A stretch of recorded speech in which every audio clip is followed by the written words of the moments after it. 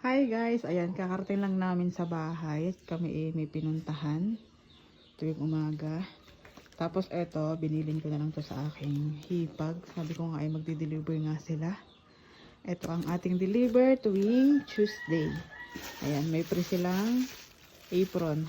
Kakadami na ako ng apron na ganito. Dalawa. Tapos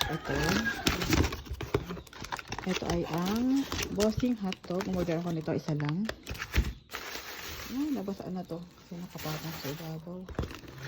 Tapos itong dressing, bali ito ay free lamang nitong putlong hotdog. Ayan,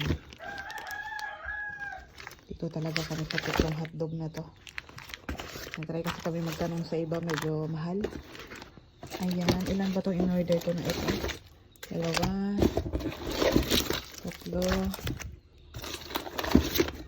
5,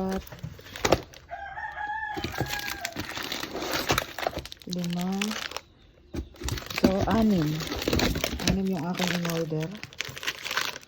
Ang 1 week na yan, siguro naman magkakasya na yan kasi noong nakaraan ay kulang ang ating pinadeliver na hotdog ng nakaraan.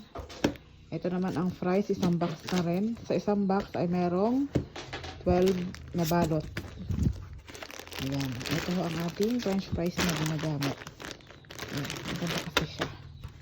Tapos ito naman, ito ay box, binuksan ko lang bago ako mag-video. Ito naman ay ang siomai. Wala pa rin ho silang beef, kaya puro chicken ho ang aking tinta na siomai ngayon. 12 balot din to. Ito naman ay ang tawag dito yung patties. Yan, magbubuksan ko lang din yan.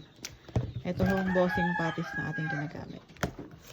Bale, 3 box ang aking in-order. May tira pa naman ako nung nakaraan. Diba 3 box din yung in-order ko nung nakaraan. Pero okay lang naman kasi pwede naman siyang stock sa freezer.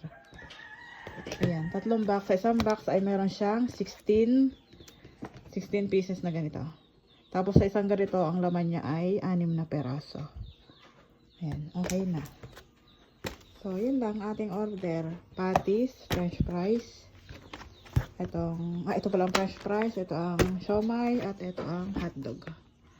Ayan. Itong isang jumbo hotdog nito, ito ay pang pang benta. Kasi meron bumibili sa amin ng hotdog. Ayan. So, ayun lang. Tatanggalin ko na pala sa box yung iba. At ilalagay na sa freezer. Overload ang ating freezer. Wala na akong yelo. Wala na lagayan ng yelo. Hala, puno. Wala na akong ibang malagyan. Hindi pa yan lahat. Ang iba dito ko na muna nilagay sa chiller. Ayan, 5 balot pa to na price. Tapos, ayan, hotdog nandun sa dulo. Tapos ito mga mga patties. Hindi pa naman siguro masisirin kasi medyo frozen pa naman sila. So, paglilipatin ko na lang pag nag-frozen na yan sa kabila. Saka ko naman nililiwat din eh. Hala, wala na tuloy hindi na makakabenta ng yelo.